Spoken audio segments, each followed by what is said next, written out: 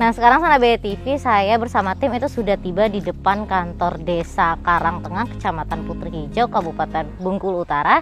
Dan ini saya akan masuk untuk bertemu dengan kepala desanya untuk berbincang-bincang mengenai potensi apa saja yang ada di Desa Karangtengah ini. Mari ikuti saya.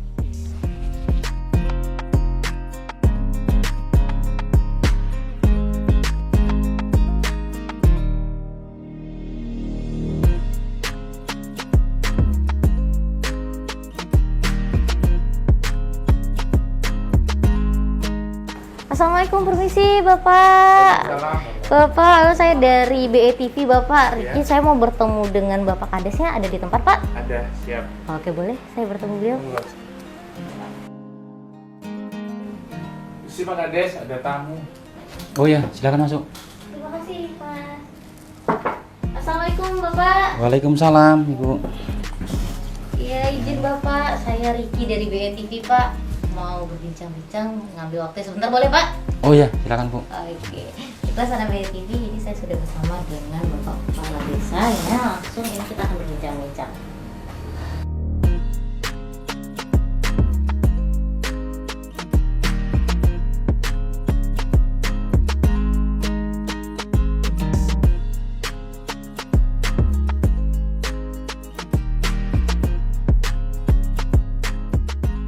Assalamualaikum warahmatullahi wabarakatuh. Saya Daru Utomo, umur 44 tahun, Kepala Desa Karangtengah, Kecamatan Putri Hijau, Kabupaten Bengkulu Utara. Perlu kami sampaikan bahwa sejarah tentang Desa Karangtengah ini yang mana merupakan desa ekstransmigrasi yang dimulai pada tahun 1981, tepatnya 20 Mei 1981. Nah, selanjutnya definitif pada tahun 1987, di mana dinamakan Desa Karangtengah merupakan kesepakatan musyawarah pada waktu itu dari usulan almarhum Bapak Warno Saleh, sehingga disepakati forum sampai saat ini menjadi Desa Karangtengah. Selanjutnya tentang profil Desa Karangtengah adalah terdiri dari saya sendiri sebagai Kepala Desa Karangtengah. Bersama saya juga ada 9 orang perangkat desa, 5 orang BPD, juga terdiri dari 18 RT. Selanjutnya ada beberapa lembaga di bawah pemerintahan desa, yaitu lembaga Linmas, terdiri dari 10 orang. Juga ada Karang Taruna, terus PKK, LPM, lembaga agama, serta beberapa kelompok tani. Jadi Desa Karangtengah ini jumlah penduduknya adalah 1.734 jiwa. Nah, di desa kami, Desa Karangtengah, yang sebelah utara berbatasan dengan Desa Sukamakmur, Kecamatan Margasakti Seblat, sebelah selatannya berbatasan dengan Desa Karangpulau, Kecamatan Putri Hijau, dan sebelah barat Desa Air Pete, dan di sebelah timurnya Desa Pagardin. Mayoritas penduduk Desa Karangtengah adalah bermata pencaharian sebagai petani atau pekebun, di mana rata-rata pendidikannya adalah sebagai berikut: yang lulus SD itu 347, SMP 249, terus SMA itu 334, serta perguruan tinggi 90 orang, di mana mayoritas warga kami adalah beragama Islam dan ada sebagian kecil yang beragama Kristen. Komoditas unggulan dari desa kami adalah kelapa sawit dan juga perkebunan karet, di mana warga kami menjual melalui kelompok-kelompok tani. Nah, untuk yang karet itu agak lebih sedikit daripada sawit, itu kurang lebih menghasilkan 80 ton per bulan. Itu dijual melalui kelompok tani yang dibentuk masyarakat. Nah, selain itu capaian infrastruktur 5 tahun terakhir semenjak saya sebagai kepala desa itu yang bersumber dari dana desa dan lain-lain adalah rabat beton itu 5 kilo 107 km.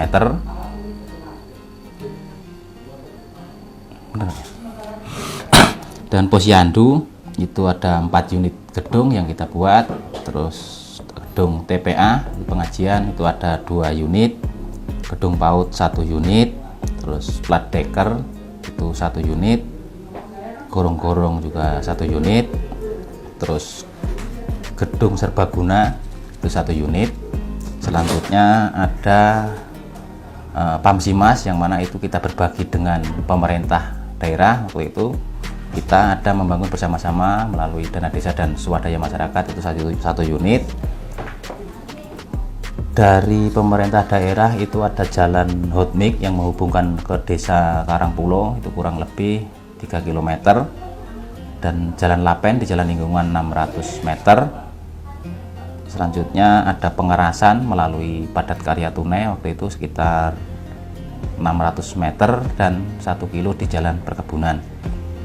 Nah, selain itu kita juga membuka jalan melalui TMMD, itu dari desa Karangtengah ke Karangpulo, itu kurang lebih 3 km.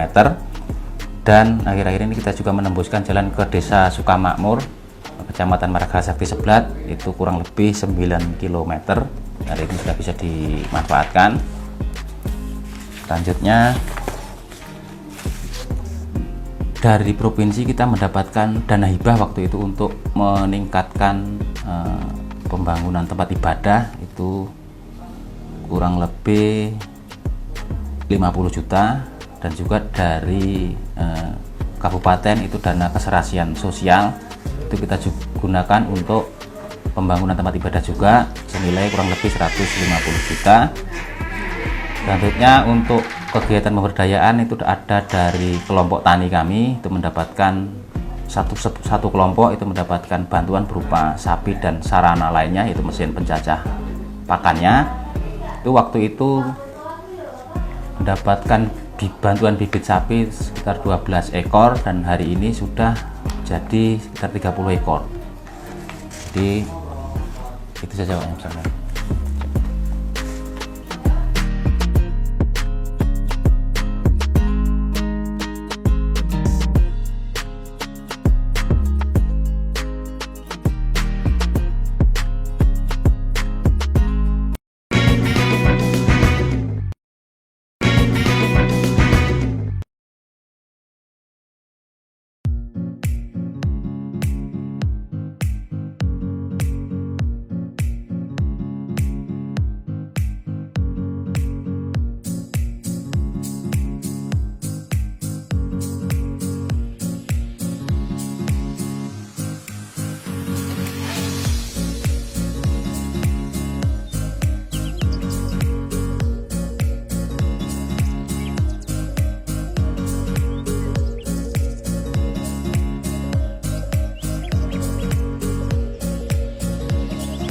Baik, Sahabat TV, ini sekarang saya sudah ada di salah satu jalan desa yang ada di Desa Karangtengah, dan sekarang saya didampingi juga oleh perangkat desa dan sedang bersama Pak Kadun. Nah, ini di Desa Karangtengah ini ada 3 kadun, Sahabat TV. Ini adalah salah satunya. Bapak dengan Bapak siapa, Pak? Bapak Eko Riono. Bapak Eko Riono. Pak Eko, nah ini tadi kan sempat berbincang-bincang juga Pak, bahwasannya ini jalan-jalan yang ada di Desa Karangtengah ini ada 3 kadun ya Pak ya, dan ini juga katanya jalannya ini banyak dari swadaya masyarakat. Benar Pak ya? Iya. Nah, ini mungkin bisa diceritakan sedikit Pak. Ya, ini berawal dari keluhan warga. Setiap musim-musim tiba tentunya kami mau mengeluarkan hasil produksi, terkendala jalan produksi. Makanya kami waktu itu beberapa tokoh masyarakat, tokoh agama bersatu mencari solusi supaya hasil produksi kami bisa keluar. Akhirnya kami temukan solusi, dan itu merupakan kesepakatan warga. Kami mengumpulkan iuran dari warga. Oke, iuran. Jadi ini memang dari swadaya, dari iuran-iuran masyarakat itu ya Pak ya? Iya. Oke, nah itu untuk iurannya seperti apa Pak mungkin? Kami bagi tiap rupiah, setiap misalkan 1% dari hasil produksi mereka jual. Oh, Dan itu udah kesepakatan bersama masyarakat. Nah, itu pengumpulan untuk dananya itu berapa kali Pak dalam 1 tahun? Itu kalau di daerah kami di dusun satu khususnya tiap 3 bulan sekali kami kumpulkan dari pengepul, toke atau pengusaha kader sawitnya itu. Oh, yang punya kebun ya Pak ya. Nah, berarti itu kan pengumpulannya ini bukan per desa tapi per dusun ya kan Pak ya. Iya. Nah, berarti tiap dusun itu beda-beda Iya. ketentuannya. Nah, namun untuk yang di wilayah Bapak sendiri ini setiap 3 bulan sekali. Iya. Nah, baik Pak, untuk jalan-jalan wilayahnya yang dibikin ataupun dibangun ini Pak, ini wilayah-wilayah yang akses masuk ke perkebunan seperti ini Pak? Iya, akses ke perkebunan. Untuk memudahkan kami mengeluarkan hasil produksi kami. Baik Pak, itu sudah berjalan berapa lama Pak? Udah lama juga, udah sekitar 10 tahunan lebih lah posisinya. Sudah 10 Iya. tahunan sampai saat ini. Nah, berarti Iya, 10-15 tahun ini. berarti sudah banyak Pak berarti jalan yang dibangun ini? Sudah, ini cuma sebagai sampel salah satu dari memang hasil kami. Jadi sudah 10 tahun berarti masih ada tapi titik-titik yang masih belum dibangun jalannya berarti ya Pak ya? Masih banyak, Masih apalagi setiap musim hujan tiba, tapi di situ timbul-timbul juga gelembung lubang-lubang itu kan. Oh iya, yang rusak, yang sudah dibangun rusak seperti itu ya Pak ya. Nah, Iya. oh gitu. Kalau pengecoran ini kan lebih efektif. Kalau kami kalau sebatas koral, paling-paling sebulan 2 bulan koralnya hilang.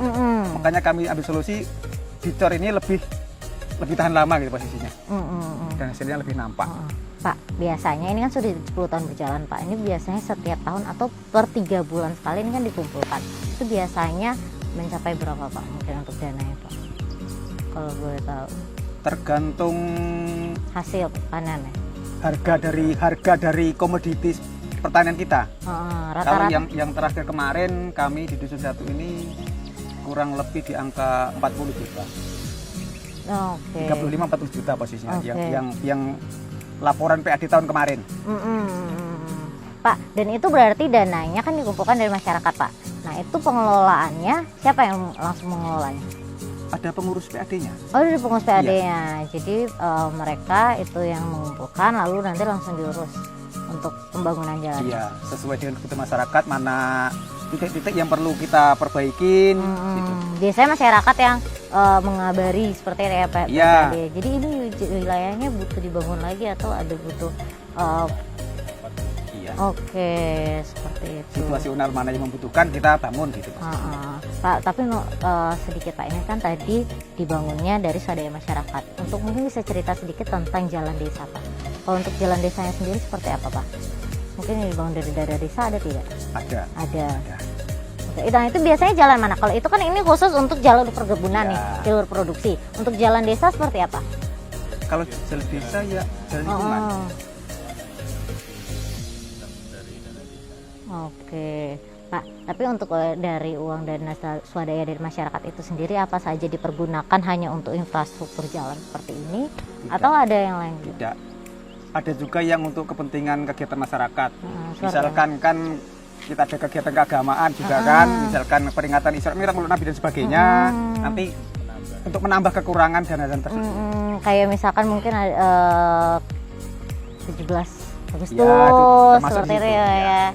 Gitu. Jadi memang dana-dana itu dikumpulkan dan nanti dipergunakan untuk kegiatan masyarakat itu sendiri. Seperti itu. Baik Pak, kalau selama ini mungkin untuk pembangunan jalan produksi seperti ini kan dari swadaya masyarakat, mungkin ada harapan Pak ke depannya, entah itu dari pihak pemerintah, dari DPRD provinsi atau pihak terkait lainnya. Silakan Pak, mungkin bisa langsung disampaikan. Harapan kami tentunya lewat pemerintahan desa ya, jalan-jalan kebun di daerah kami lebih diperhatikan lagi agar kami masyarakat di Dusun Resto khususnya dalam mengeluarkan ataupun menjual hasil produksi kami tidak terkendala oleh jalan-jalan kebun semacam ini. Ya. Jadi kalau nanti ada partisipasi dari pemerintah kabupaten dan sebagainya lewat pemerintahan desa, tentunya sangat kami harapkan agar kami juga bebannya semakin berkurang karena masih banyak jalan-jalan yang kami perlu bangun seperti ini. Karena walaupun memang sudah berjalan 10 tahun, namun masih ada saja jalan-jalan yang masih harus dibangun lagi ya Pak ya. Belum lagi yang awalnya dulu koral. Oke. Sebenarnya inisiatif untuk di rambat beton ini kan belum lama. Oh gitu. Jadi untuk di koral itu biasanya paling bertahan 3 sampai 4 tahun itu udah hilang. Makanya warga itu inisiatif untuk dicor Dan itu sebenarnya kalau lamanya kalau di seperti ini di rambat beton itu memang awet, lebih awet. Makanya mungkin 10 tahun terakhir mereka punya inisiatif untuk dicor. Dicor gitu Selama biar. ini koral. Gitu. Selama ini koral seperti itu Koral kan. karena hilang. Iya, jadi Hujan harus hilang. iya karena memang kalau hujan tertimbun juga ya Pak ya gitu. Karena keadaan tanahnya kan nggak menentu.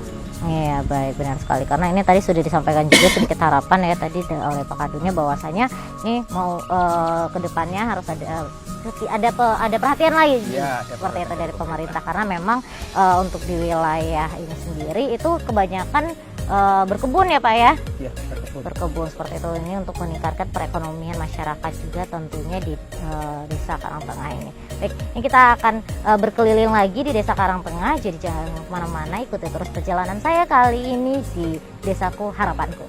Mari Pak, kita keliling lagi Pak.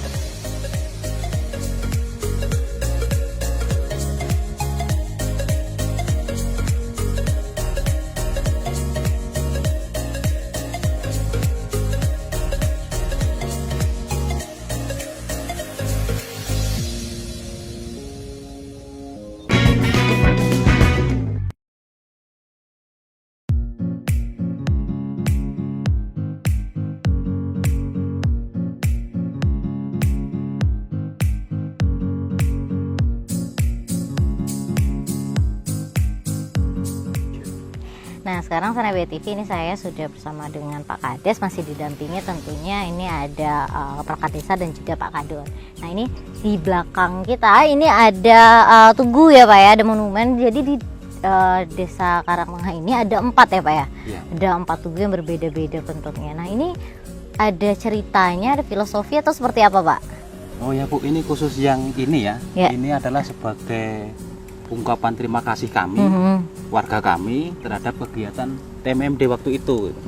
Jadi kami ada program TMMD menembuskan jalan dari Desa Karangtengah ke Desa Sukamakmur. Nah, sebagai ungkapan terima kasih kami terhadap kegiatan itu, makanya kita bangun tugu ini. Nah, Oke. tugu ini kenapa bernuansa granat? Karena itu adalah yang identik dengan kehadiran militer di sini. Oh seperti itu. Nah ini ada ukiran-ukiran lukisannya juga ya Bapak ya? Nah, relief ya. Ya seperti itu. Nah itu ceritanya. Ini kan ada 4 Pak. Ini berbeda-beda bentuknya. Ada bentuk apa saja Pak? Nah, kalau yang ini Bu, ini kan dibuat relief. Relief ini adalah Relief.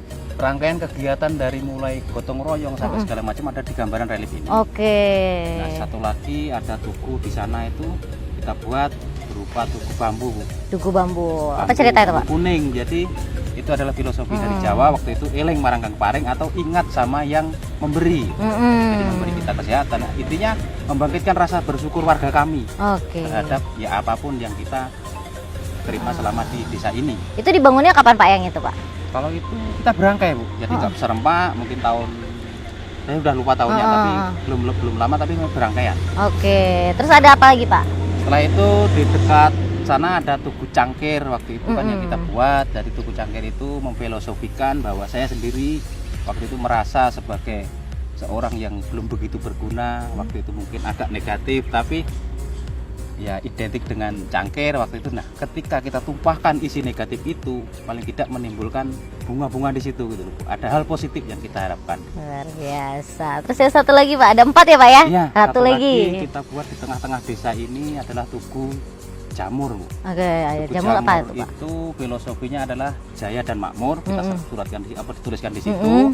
Nah, di situ kita buat 3 pilar di situ yang mengartikan bahwa kita terdiri dari 3 wilayah dusun, yang mana ketiga-tiganya harus kompak, selalu mempunyai keinginan yang sama untuk membangun desa ini, sehingga jaya dan makmur sebagai simbol jamur di situ bisa tercapai bersama-sama. Luar biasa. Ini kayaknya Pak Kades jadi seniman sekali nih. Mengekspresikan aja.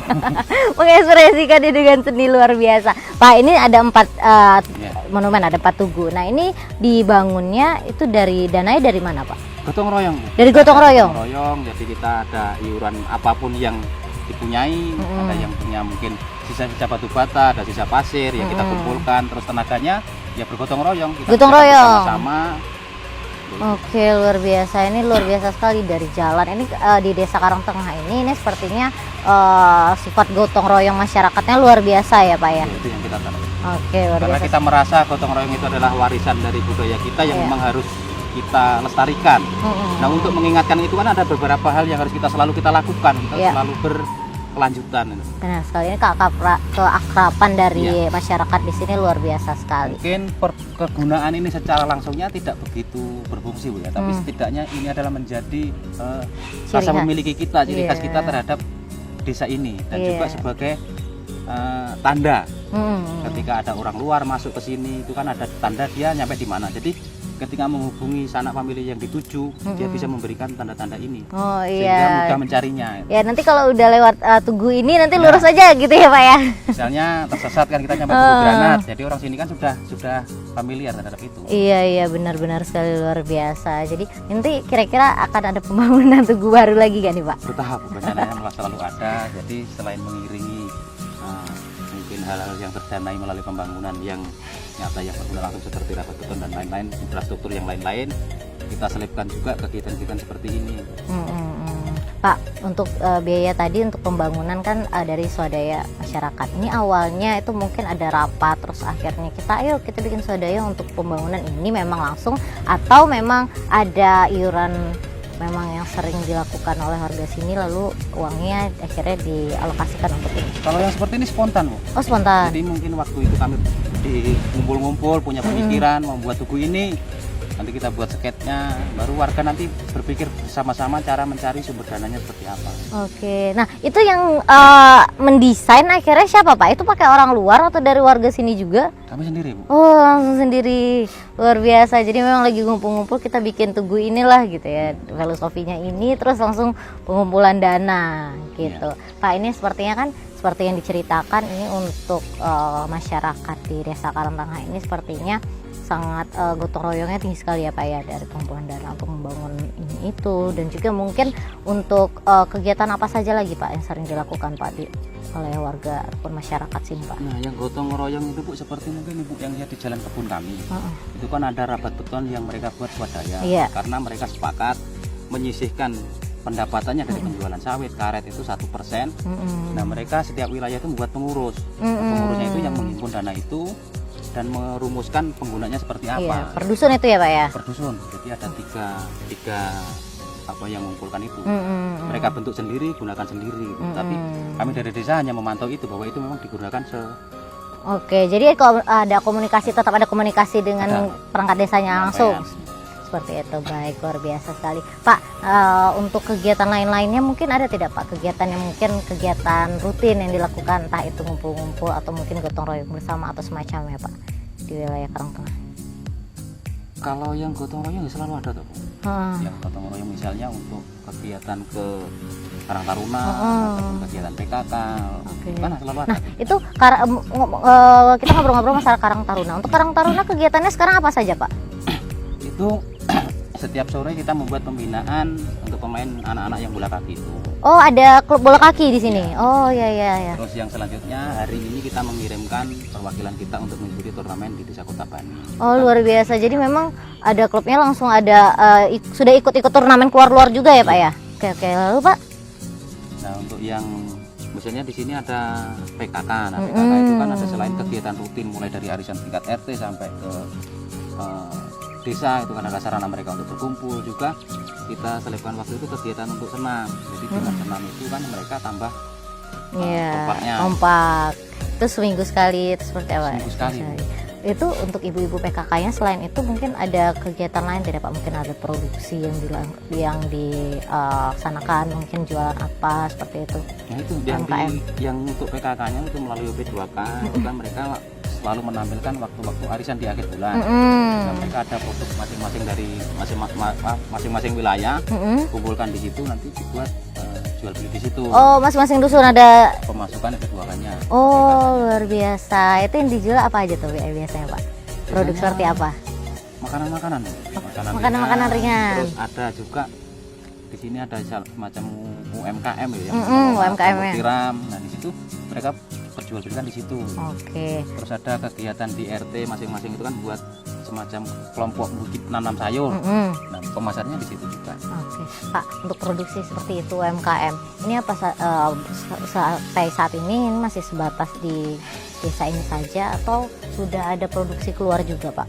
Sementara masih di desa ini, dan mungkin ada kawan-kawan yang pesan dari desa luar itu kan masih skala terbatas karena produksinya juga masih terbatas. Oke, tapi ada keinginan tidak Pak? Mungkin siapa tahu nanti bisa diproduksi keluar desa atau mungkin ke Kota Bengkulu atau ke kabupaten-kabupaten lain. Harapannya seperti itu ke depan. Jadi kalau ada yang pemerhati atau apapun yang bisa mengarahkan kami untuk lebih produktif lagi, untuk bisa memperoleh pendapatan sampingan dari kegiatan pokok kami, itu sangat kami harapkan. Mungkin ada pembinaan nanti ya Pak ya, harapannya ada pembinaan ke depannya ini untuk mungkin ibu-ibu PKK di sini, terus juga untuk Karang Taruna ya Pak ya, biar nanti mungkin yang diproduksi entah itu makanan ringan mungkin atau nanti seperti bentuk buah tangan, souvenir seperti itu ya Pak ya, bisa dijual ke luar juga itu untuk kabupaten ataupun desa-desa lain seperti itu Pak. Mungkin harapannya Pak untuk kedepannya Pak, mungkin untuk DPRD provinsi, kebetulan ini karena program ini merupakan program dari Andaru Pranata kan Mas Daru, juga dari DPRD Provinsi Bengkulu untuk DPL Bengkulu Utara ini, mungkin ada yang disampaikan Pak ke depannya ini seperti apa, mungkin adanya pendampingan juga untuk para Karang Taruna dan ibu PKK dan lainnya, silakan Pak.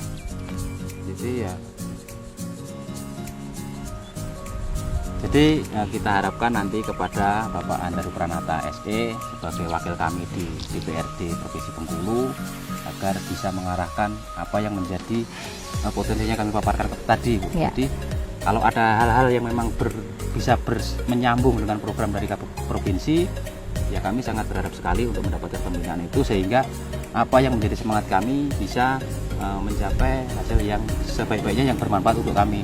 Nah, hari ini tuh kami perlu sampaikan bahwa di desa kami ini pendidikan tertinggi yang ada bangunannya adalah sebatas SD. Kami kemarin sempat musyawarah untuk memikirkan sampai ke tahap berikutnya. Yang menjadi harapan warga itu adalah berdirinya MTS di sini. Lokasi ada, warga ada, tenaga pengajar ada, tapi kami belum punya arah mau seperti apa untuk membentuk itu. Harapannya bisa tercapai situ, karena berdasarkan pemantauan kami itu setiap pulang pergi dari sini ke Karangpulu itu paling tidak menghabiskan minyak cukup banyak. Jadi dengan adanya berdirinya sarana pendidikan tingkat MTS di sini ataupun SMP setaranya, itu bisa memaksimalkan program belajar mengajar di sini. Gitu. Iya. Sebenarnya lahan udah kita siapkan, murid-murid sudah wali murid itu sudah pernah kita kumpulkan, mereka sebenarnya pengen untuk diadakan kegiatan di sini. Oke, karena juga untuk tenaga pengajar juga ada seperti itu ya Pak ya, namun hanya untuk ini untuk pembangunan sekolahnya seperti itu mungkin ke depannya. Baik, mungkin ini nanti akan ditampung juga ini oleh Mas Daru nantinya, dan juga menjadi perhatian bagi pemerintah tentunya nanti ke depannya Bapak ya. Oke, dan untuk Sana Bayi TV ini kita akan berkeliling lagi ya Pak ya, kita akan keliling-keliling lagi di Desa Karangtengah ini. Mari ikuti terus perjalanan saya bersama tim di Desaku Harapanku. Mari Bapak, yuk kita.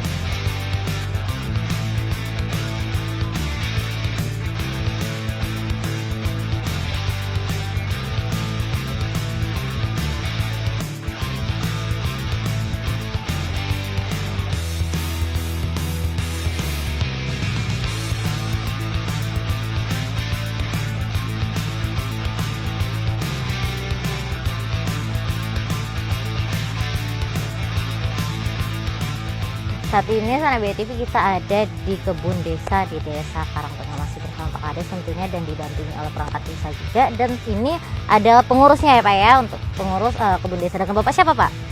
Teguh. Bapak Teguh. Pak, ini mungkin bisa diceritakan sedikit Pak, ini untuk kebun desa ini seperti apa Pak untuk pengolahannya Pak? Untuk pengurusnya? Pada prinsipnya di sini dikelola atas nama kelompok tani. Jadi semua manfaatnya kembali ke petani, khususnya untuk wilayah RW 4 di sini. Oke. Adapun pengelolaannya kami dari hasil kebun ini kami buatkan properti untuk orang pesta, orang adat, segala macam kebutuhannya itu tenda dan segala macamnya. Terus untuk kegiatan sosial juga, misalkan ada anggota keluarga yang sakit, kami dari hasil ini bisa membantu transportasinya ataupun sedikit biaya pengobatannya. Oke, Dan berarti banyak lagi manfaatnya untuk kelompok tani. jadi hasil dari perkebunan desa ini itu kembali untuk masyarakat sini gitu ya. Nah, ini Pak Kades, ini untuk kebun desa sendiri ini kan di sini ada 3 dusun, Pak. Ini ada di setiap dusun atau seperti apa, Pak? Ini ada setiap RW dulunya. Oh, setiap RW. Setiap RW di waktu itu disuruh mengelola sebidang tanah dan mereka pergunakan berdasarkan musyawarah untuk kepentingan lingkungan masing-masing. Oke. Jadi desa hanya mengetahui, mereka mengelola, mengerjakan itu diserahkan ke lingkungan di sini dan penggunaannya diserahkan kepada lingkungan.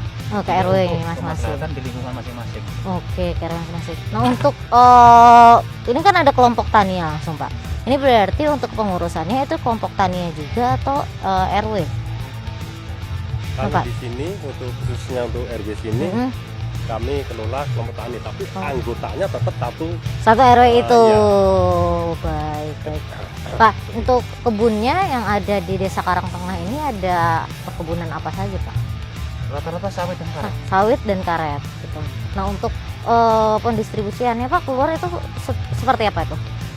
Pengelolaan pendistribusiannya. Jadi ini kan dijual keluar kan, itu seperti apa? Mungkin bisa diceritakan secara singkat. Ya, ini ada kelompok tani juga kan, bisa ada melalui kelompok, ada juga yang melalui kalau di sawit ya melalui kebun sawit, sebenarnya ke pabrik pengelolaan teknologi. Baik, Pak. Ini untuk pengelolaan kebun desa ini sendiri sudah berapa lama awalnya, Pak? Kalau ini sudah tahun tanamnya aja 2004. Dari tahun 2004. Jadi kurang lebih 15-an tahun lah. Baik, Pak, selama ini kan sudah hampir 15 tahun ini berjalan. Selama ini yang masih terhambat, ini ada kendala-kendala apa saja, Pak? Mungkin bisa langsung disampaikan. Mungkin kekurangan apa, ada yang kurang mungkin selama ini dalam pengelolaan. Kalau dalam pengelolaannya terutama kami kendala di pupuk ya. Kami agak susah lah terutama untuk pupuk subsidi. Baik, ada tambahan mungkin, Pak? Jadi Bu, ya ini rata-rata kita memang dari petani keluhannya seperti itu. Keluhan kita di masalah pupuk subsidi. Nah, kita kemarin coba memfasilitasi untuk mengusulkan itu, ternyata terkendala di kiosnya. Jadi harapan kami nanti bisa ada kios yang tegak di sini, karena di sini menurut kelompok tani dan luasan wilayahnya mencukupi untuk itu agar warga kami bisa mendapatkan pupuk subsidi tersebut. Baik, jadi memang sampai saat ini itu terkendalanya di pupuk subsidi seperti itu ya, Pak. Ada harapan tidak, Pak, untuk kedepannya? Ini kan Bapak sebagai pengurus juga di sini, mungkin ada harapan khusus untuk kedepannya seperti apa? Mungkin bisa disampaikan, karena kebetulan program ini merupakan program langsung dari Bapak Andaru Prarata, Mas Daru. Ini sebagai anggota DPRD Provinsi. Nah, ini mungkin ada yang ingin langsung disampaikan mungkin terkait dengan pengelolaan kebun desa. Silakan. Yang paling mendesak saat ini ya kita di pupuk ya, bukan untuk kebun kolektifnya aja, tapi untuk keseluruhan warga desa Karangtengah. Iya, yang berprofesi tentunya, karena memang profesinya kebanyakan di sini berkebun ya, Pak, ya, petani ya. Udah, silakan Bapak, mungkin dari Pak Kades atau mungkin dari perangkat desa yang lain ada yang ingin disampaikan juga. Itu tadi terkait dengan masalah ya, Pak, pengadaan pupuk. Kita berharap bisa difasilitasi adanya kios pupuk di sini, karena di sini sudah ada lebih dari 20 kelompok yang terregister yang mungkin cukup sebagai syarat untuk mendirikan itu. Baik, Pak, tadi sempat disampaikan hasilnya itu tadi dibelikan untuk tenda juga, kursi untuk mungkin ada yang mengadakan hajatan seperti itu ya, Pak. Nah, itu disewakan lagi ke warga atau langsung bisa dipakai? Disewakan lagi. Nah, uangnya nanti ya, tentunya dengan harga sewa itu tetap miring dibandingkan. Iya, sewa di luar seperti itu. Gitu. Iya. Karena itu kalau istilahnya nanti untuk perawatan properti juga kan juga butuh Iya. Jadi tetap kami sewakan. Oke, baik kalau gitu. Baiklah sahabat BTV, ini adalah salah satu potensi yang ada juga di Desa Karangtengah. Tentunya kita akan berkeliling lagi masih bersama Pak Kades tentunya, dan juga akan didampingi oleh perangkat desa. Bapak, terima kasih Bapak sudah diambil waktu ini untuk berbincang-bincang. Kasih ya Bapak ya, salam untuk semua dan sukses selalu untuk kelompok taninya. Baik, mari Pak Kades kita keliling lagi, mari Bapak.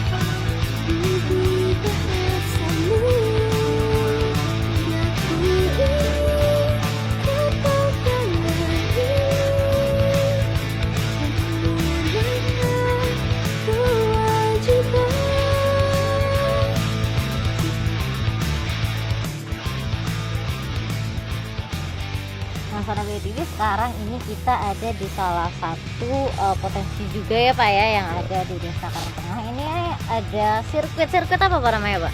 Ini sirkuit gas track dataran tengah. Nah, ini sirkuitnya ini katanya juga sahabat BTV pernah ada event nasional juga ya Pak ya, yang diselenggarakan di sini. Mungkin bisa diceritakan Pak sedikit Pak? Iya, pernah. Ini waktu kita bangun dulu awal-awalnya itu setiap tahun 2 kali diadakan event, dan puncaknya waktu itu diadakan final dari putaran sirkuit yang 1B itu loh. Oke. Nah, ini Pak waktu itu pertama kali dibuka untuk lokasi sirkuit ini kapan Pak? Tahun 2016. Jadi waktu itu kita ngundang juga Mas Andaru untuk meresmikan keberadaan sirkuit ini, dan alhamdulillah waktu itu berjalan lancar. Nah, sampai adanya kemarin COVID-19 ini, di mana kita tidak boleh mengadakan kerumunan, dan sirkuit ini terlantar seperti saat ini. Oke, jadi memang waktu dulu ini sering dipergunakan ya Pak ya untuk event-event tentunya, namun karena memang terkendala oleh masa pandemi, ini dari berarti sudah 2 tahun ini ya Pak ya? Iya. Sudah 2 tahun ini tidak ada kegiatan juga di sini. Dan juga sana BTV ini tentunya ini kita juga sudah bersama dengan Karang Taruna ya Pak ya. Karang Taruna ini bagaimana Pak? Biasanya mereka ini yang ngurusin kalau misalkan ada event ya? Ya, gitu ya, kalau dari kami membantu pemerintahan desa juga penyelenggara, kami dari Karang Taruna mempersiapkan lah segala sesuatunya. Oke, ini dengan Mas siapa Mas? Mas Santo. Mas Santo ini? Mas Sena. Ini adalah dari Karang Taruna ya. Mas, mungkin Bapak diceritakan sedikit Mas kemarin itu yang waktu event besar itu seperti apa Mas? Kalau dulu event besar itu sangat meriah ya Mbak, karena pelaksanaannya 2 hari ya Mbak ya. Di situ kami ya memang bekerja keras demi supaya desa kita ini lebih maju gitu. Itu pesertanya waktu itu dari mana aja? Walah, di satu provinsi ada, bahkan di luar provinsi ada dari Lampung dan sebagainya. Oh, karena event nasional ya Mas ya. Nah, Mas waktu itu waktu kegiatan ataupun terselenggara event di sini itu kan yang ngurus kepanitiaannya Karang Taruna juga. Nah, itu apa saja Mas biasanya yang disiapkan dari Karang Taruna? Oke, dari kami itu biasanya ya kalau dari panitia biasanya diminta bantu ya, mempersiapkan dari pagar keliling, kemudian pedok, kemudian panggung-panggung dan sebagainya. Nah, untuk pendanaan kalau misalkan diadakan itu kemarin kan apalagi seperti tadi Pak Kades bilang setahun itu sampai 2 kali. Nah, itu seperti apa untuk alokasi dana kegiatannya? Alokasi dana biasanya itu dari pihak ini ya. Oh, gitu. Dari sponsor juga pastinya gitu. Oke. Nah, ini kan sudah mungkin lokasinya terbengkalai hampir 2 tahun ini. Mungkin ada harapan khusus dari Karang Taruna mungkin bisa disampaikan. Iya, kami dari Karang Taruna ya, karena kami juga pecinta motor ya. Pengennya ya bakat-bakat dari kami itu bisa berlangsung atau misalkan di apa namanya? Dijadikan wadah ya. Jadikan wadah supaya bakat-bakat yang ada di desa ini bisa berkembang. Oke, mungkin untuk sirkuitnya sendiri ini kan kita sudah punya lokasi ya Pak ya. Sudah punya lokasinya. Mungkin ada keinginan lebih untuk lokasi ataupun lokasi sirkuit inilah nanti bagaimana untuk kedepannya, ada harapan khusus tidak? Mungkin sekarang kan lagi terbengkalai ya, mungkin nanti pengennya ada langsung ada dari DPRD provinsi juga mungkin turut membantu untuk kepengurusannya seperti apa? Ya kalau dari itu harapannya yang kami harapkan sebenarnya itu ya, supaya ya memang benar-benar sirkuit ini tuh bisa dimanfaatkan oleh banyak orang. Terurus seperti itu ya.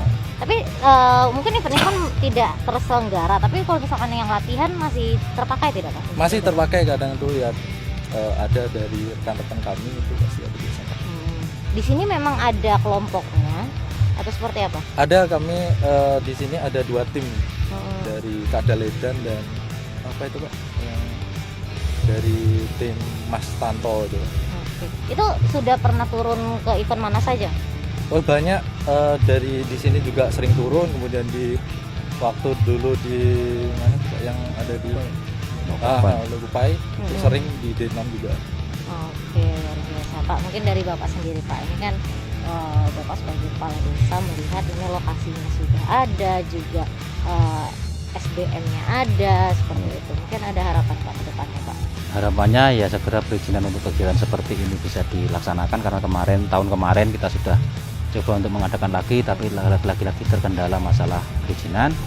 Nah mudah-mudahan untuk tahun ke depan bisa dilaksanakan. Nah ini kan adalah sebagai wadah untuk menanggulangi balapan-balapan liar di sekitaran sini. Jadi kita berikan tempat di sini agar bakat-bakat itu bisa tersalurkan dengan baik.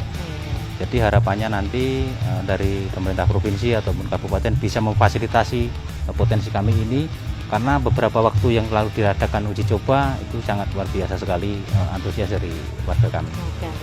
Karena dari kegiatan ini kemarin pedagang-pedagang kecil juga di sini sangat senang sekali karena bisa berjualan di sini ramai, jadi bisa menambah penghasilan untuk yang bagian pedagang. Benar sekali, tentunya juga bisa membantu meningkatkan perekonomian masyarakat setempat seperti itu Bapak. Apalagi kalau misalkan eventnya besar, apalagi sampai tadi event nasional, bahkan bukan hanya dari provinsi Bengkulu saja, dari luar juga hadir ini datang ke Desa Karang Tengah ini, nanti pastinya itu menarik wisatawan juga ya Bapak ya. Mereka itu dari luar ke sini dan juga masyarakat sini bisa buka lapak juga untuk berjualan seperti itu. Mungkin dari Bapak ada tambahan Pak?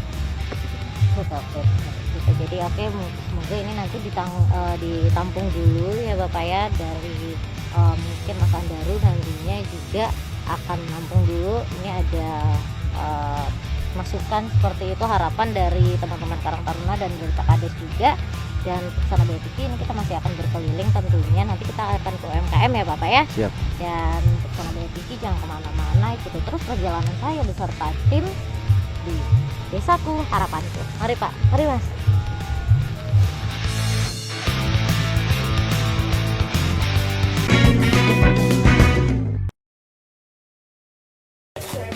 Sekarang Sana BTV saya sudah berada di salah satu UMKM yang ada di Desa Karang Tengah, dan bersama saya sekarang ini ada pelaku UMKM ya. Dengan Bapak siapa Pak? Pak Iwan Kuswanto. Bapak Iwan. Pak, ini mungkin bisa diceritakan sedikit Pak untuk UMKM Bapak ini jamur tiram ya Pak ya?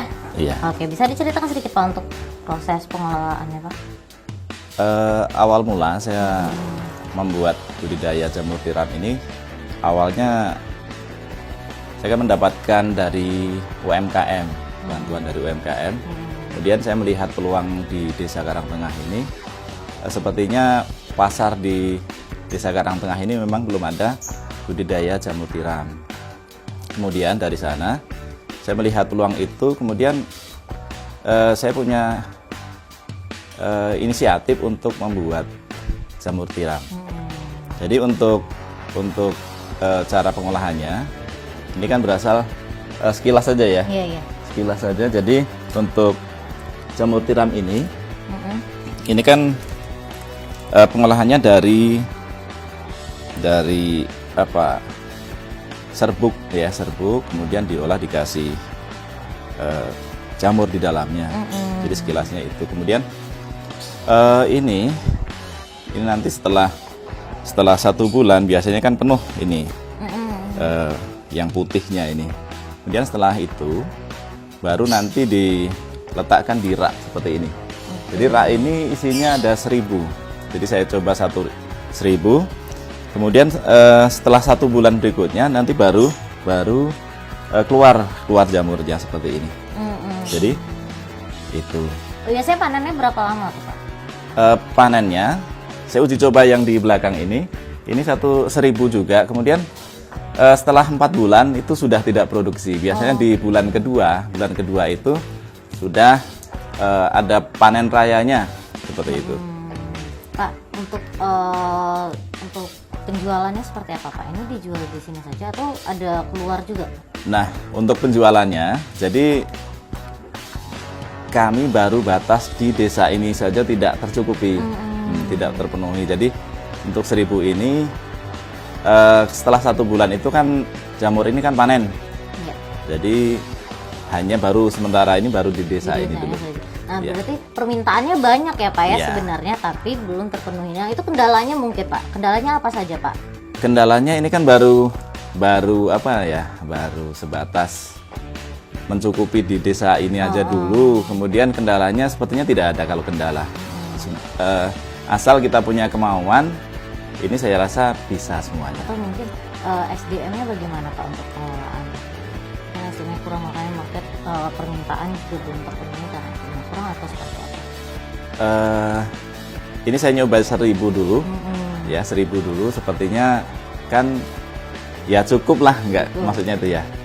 Jadi kalau untuk di luar desa sepertinya belum dulu seperti itu. Karena mau pasarnya baru ngambil pasar untuk di desa Karangtengah dulu seperti itu ya, Pak ya. Baik, Pak, mungkin ada harapan tidak, Pak? Ini mohon maaf, Pak, untuk UMKM di Karangtengah ini ada kelompok UMKM-nya sendiri juga kan, Pak? Kalau ini kebetulan yang menerima kan saya dulu. Nah, jadi kebetulan saya menerima UMKM itu dan saya kembali dari hasil uang saya itu mau saya kemanakan kan seperti itu. Jadi saya berharap untuk warga-warga yang lain juga punya inisiatif bahwa kita bisa mencukupi atau paling tidak untuk sendiri dulu. Untuk sendiri baru kita ke penjualan. Oke, Pak. Tapi untuk selama ini ada pembinaan dari DPMD, apa ada pembinaan khusus atau tidak, Pak, untuk UMKM yang di Karangtengah? Untuk pembinaan khusus maksudnya? Pembinaan. Penyuluhan. Iya, seperti itu. Kalau penyuluhan sepertinya belum ada. Ya. Mungkin kedepannya ini bisa menjadi perhatian lebih ya lagi, Bapak ya, untuk pihak terkait. Mungkin nantinya akan ada penyuluhan ataupun pelatihan juga untuk para warga di desa Karangtengah ini seperti itu. Baik, Pak, mungkin ada harapan khusus, Pak, dari Bapak selaku pelaku UMKM kepada pihak-pihak terkait dan pemerintah provinsi. Silakan, Bapak. Harapan saya pribadi, jadi inisiatif ini kan berawal dari inisiatif sendiri.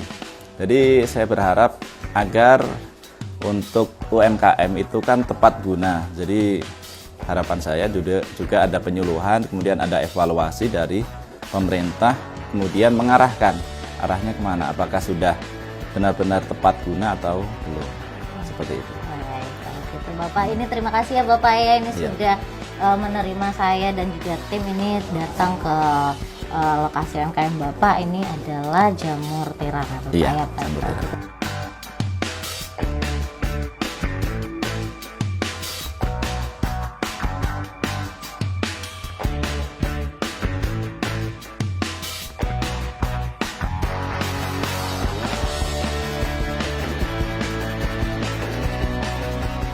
Baik, Sana BTV, sekarang kita sudah ada di penghujung program Desaku Harapanku, dan tentunya terima kasih banyak untuk seluruh warga Karangtengah yang sudah menyambut tim BTV Bapak, khususnya untuk Pak Kades dan juga perangkat desa ini yang tadi sudah ikut berkeliling melihat potensi apa saja yang ada di desa Karangtengah. Mungkin terakhir Bapak ada harapannya untuk kedepannya untuk desa Karangtengah, seluruh masyarakat ataupun warga Desa Karangtengah dan juga mungkin yang ingin disampaikan untuk pihak-pihak terkait dan pemerintah Provinsi Bengkulu tentunya. Silakan Bapak. Masa itu juga tuh. Kak, Harapannya apa kan? iya sih. Baik Bapak, mungkin harapan untuk kedepannya Bapak bagaimana? Mungkin ada perhatian lebih dari pemerintah seperti itu untuk kedepannya untuk Desa Karangtengah. Silakan. Ya Bu, kami dari masyarakat Desa Karangtengah berharap ada perhatian khususnya untuk potensi-potensi yang ada di Desa Karangtengah. Oke gitu. Baik, kalau gitu terima kasih Bapak, terima kasih banyak ini Bapak sudah ikut berkeliling dari pagi tadi. Terima kasih juga untuk seluruh warga Desa Karangtengah dan terima kasih juga tentunya untuk Sana BE TV yang sudah menyaksikan Desaku Harapanku untuk episode kali ini. Semoga tayangan kami kali ini menjadi informasi dan juga tayangan yang menarik untuk Sana BE TV. Akhir kata saya Riki Amelia pamit. Wassalamualaikum warahmatullahi wabarakatuh dan sampai jumpa. Desaku Harapanku BE TV.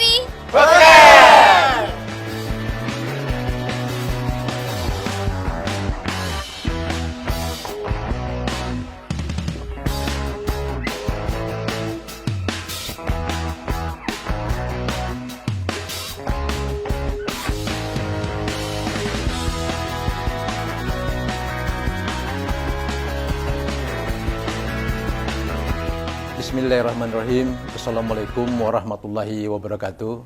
Saya H.R. Adeni, SHMM, Kepala Dinas Pemberdayaan Masyarakat Desa Provinsi Bengkulu. Salam Desa. Bersama ini mengajak dan menghimbau seluruh saudara-saudaraku kepala desa se-Bengkulu Utara. Mari kita kelola desa kita dengan baik. Bagaimana kita meningkatkan ekonomi desa kita. Potensi-potensi desa kita sangat berlimpah ruah. Karena itu belum kita gali saja. Untuk itu, mari kita manfaatkan, kita angkat potensi-potensi ekonomi yang ada di desa seperti desa-desa wisata kita. Banyak program kegiatan desa wisata yang bisa kita angkat untuk meningkatkan ekonomi kita. Bagaimana kita mengajak masyarakat perangkat desa untuk melakukan itu. Karena dengan meningkatkan ekonomi desa melalui wisata desa, kita bisa mengangkatkan pendapatan desa dan membuat desa kita menjadi sejahtera. Memang betul kita mempunyai dana desa, tapi dana desa ini adalah stimulan yang diberikan oleh pemerintah pusat kepada desa. Sifatnya kemungkinan hanya sementara, tapi kesempatan ini harus kita ambil. Bagaimana dengan dana desa kita bisa meningkatkan ekonomi desa kita. Kita sadari sekarang dengan situasi kondisi COVID, memang kepala-kepala desa sedikit resah dengan kebijakan pemerintah bahwa dana desa dipatok persentase penggunaannya. 40% digunakan untuk BLT, 20% digunakan untuk ketahanan pangan, 8% digunakan untuk kesehatan atau untuk COVID-19. Hanya 32% yang bisa kepala desa kelola. Untuk itu, kelolalah dengan baik supaya dapat bermanfaat untuk masyarakat kita, untuk pembangunan desa. Kalaulah kita bicara, apakah cukup dengan tidak cukup anggaran ini? Sudah barang tentu, kemungkinan tidak cukup. Oleh sebab itulah, kami mengajak, menghimbau kepada perangkat desa, supaya bersama-sama mencari dan menggali sumber-sumber PAD kita. Kerjasamalah dengan badan usaha milik desa. Karena inilah satu-satunya badan usaha desa yang bisa bekerja sama ke pihak luar. Oleh sebab itu, kepada kepala desa kami menghimbau untuk merangkul, mengajak badan usaha milik desa ini untuk berbuat yang terbaik, mencari dan menggali sumber ekonomi desa supaya desa kita lebih maju lagi.